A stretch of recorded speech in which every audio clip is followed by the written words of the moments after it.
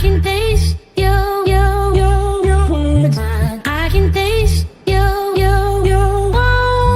I can taste your words. I can taste your I can taste your words. I can taste I can taste your words.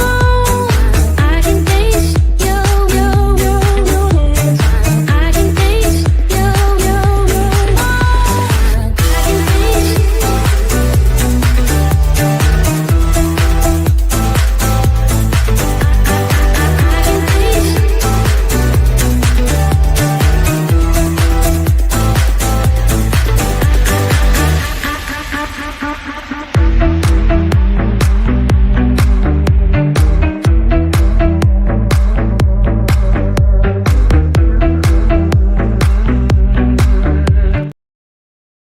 Hello and good morning, everyone. I'm Katie McManus, business strategist and money mindset coach, coming to you live on the Facebooks, on LinkedIn, YouTube, and Instagram.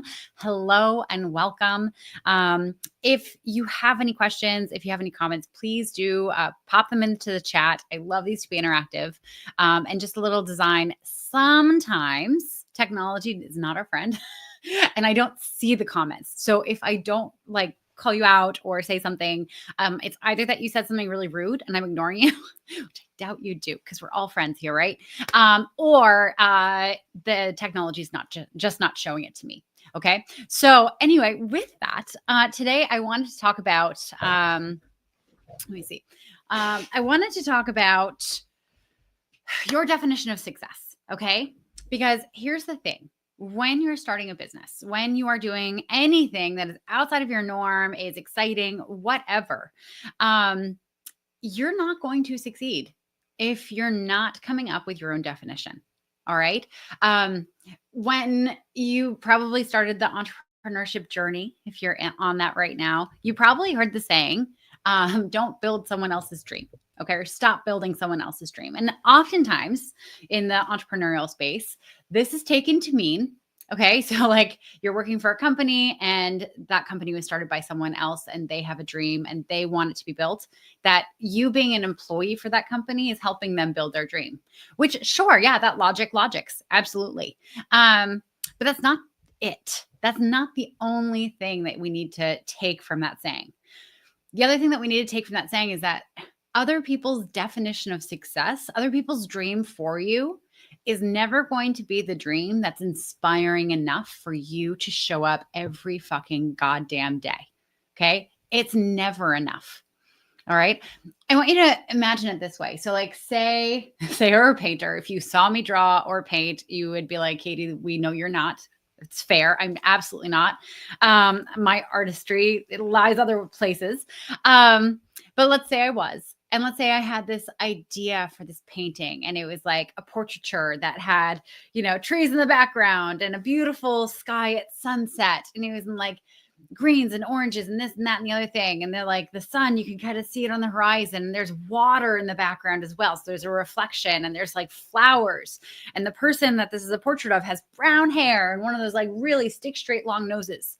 Chances are I could describe this so in detail to someone else. And I could even point to the different colors that I would want to use.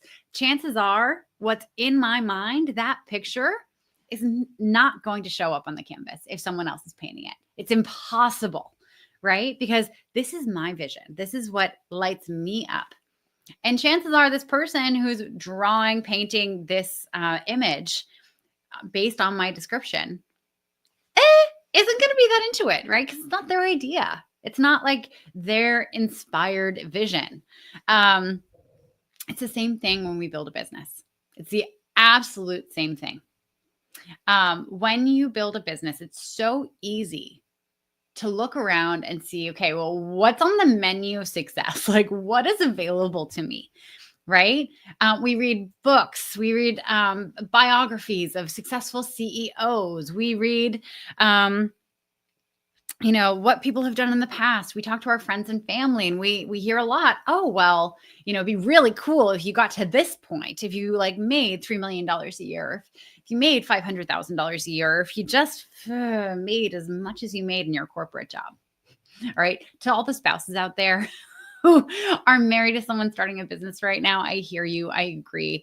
And it's so lovely when you support your other half in going after their dream. But I totally hear you. It's nice when they are making as much as they're making in corporate.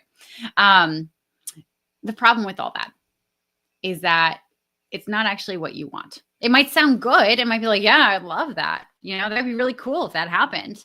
But cool if that happened. There's not a lot of inspired language there, right? It's not enough to light a fire in your belly that gets you up and out of bed every single day, to get to your laptop, to deal with whatever shit show is happening, to do the stuff that you really don't want to do, like show up on social media when you don't want to. It's not the thing that you're going to get excited for ideas around, right? You're not going to want to innovate around someone else's idea of what would be nice. Okay. I see a lot of new business owners struggle in the first couple of years.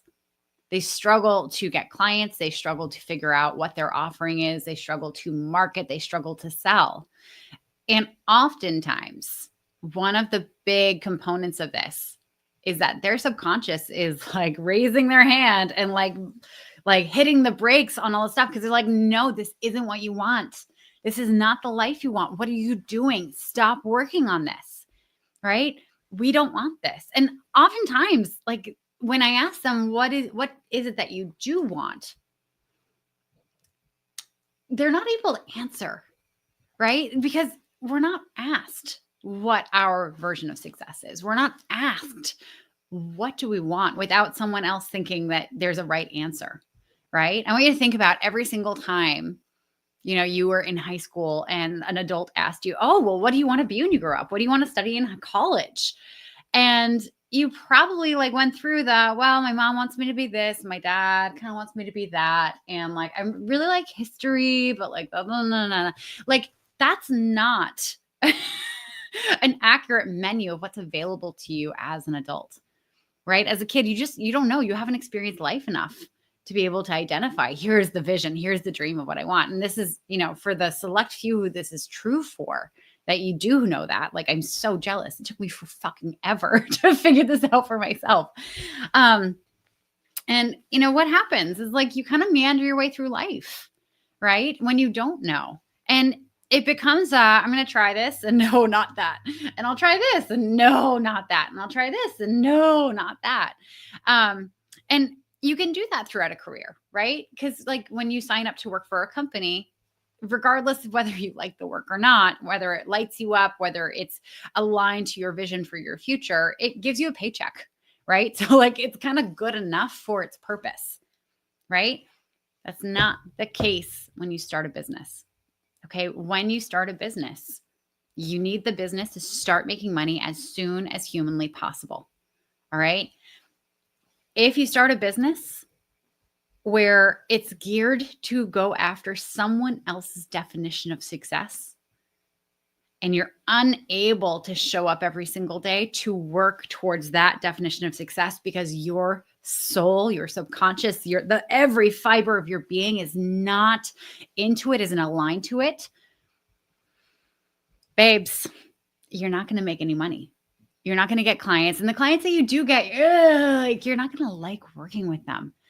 And I don't say this to be a fearmonger. I say this because I've seen it time and time again. And it's only when you stop and take a couple steps back and really investigate what it is that you want. Investigate the things that make you happy. I just realized my mic is really far away from me, so if this has been hard to hear me, then I apologize. When you start investigating what you want and what makes you happy and what really fits into that definition of success that you have for yourself, that is the only time that you're actually going to be consistent in showing up in the exact way your business needs you for it to be successful. All right. So if you're starting a business and you're like 2 steps forward, 1 step back, or 1 step forward, 2 steps back constantly, and you can't figure out what's going wrong here.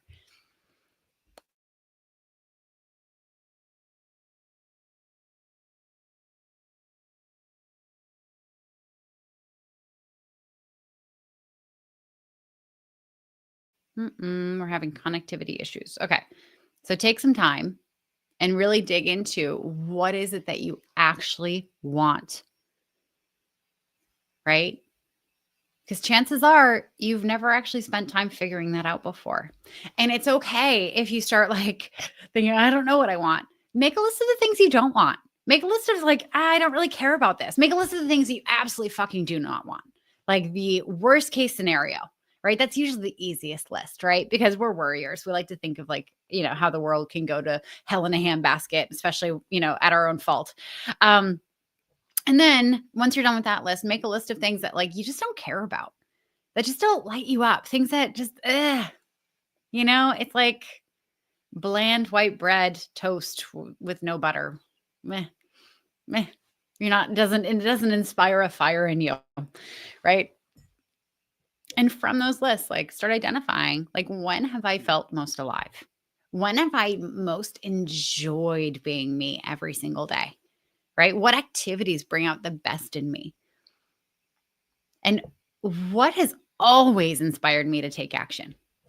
Right? For some people, it's money. Absolutely money. For people who are most successful in sales careers, they love money. And I say that, and I know a lot of people are gonna be like, they must be evil, they must suck. No, no, no, no. Money makes you more of who you are. Loving money, loving resources to be able to be more of who you are, it's not an inherently bad thing. Some people really love the freedom and flexibility to go experience life, to go travel. Great. Is that someone else's version of success? Probably not everyone's. Definitely not everyone's. But if that's yours, full permission to go after it. Maybe it's you want to spend time, like quality time with friends and family.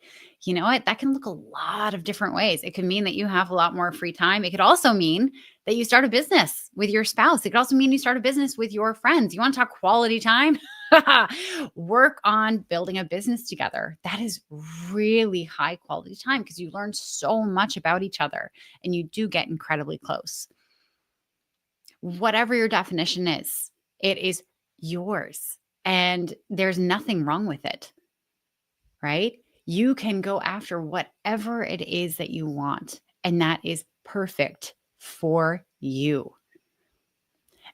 And I can say this from experience, personal and through my clients and through people that I wish had worked with me and just didn't have the confidence to invest in themselves. The longer you take trying to build someone else's dream, the longer it'll take for you to actually be successful and make enough money to live. Okay. So build the dream that you want. Build the thing that you want. Don't get sucked into doing someone else's dream. All right. So that's all today. I have to start getting ready for my daily calls. So with that, I wish you good luck in building whatever dream it is that you have. If you need help with building that dream, if you're starting a business and you don't know where to start, hi. I'm Katie McManus. I'm a practical business coach. I don't just coach you through the mindset stuff. I don't just help you do visioning work. I actually roll up my sleeves and help you figure out how to do each and every little action in your business so that you can actually start making money as soon as possible. So if you need help with that, you know where to find me right here on whatever platform you're hanging out on. I'm going to be going live. I always say this. I always say I'm going to go live every single day. I'm not going live every single day, but I am going to be going live more often than I have been. So if there are any topics that you want me to talk about, then feel free to DM me. I love ideas from my audience. Anyway, have an amazing Monday, everyone. I'm Katie McManus, business strategist and money mindset coach. I will see you soon. Mwah.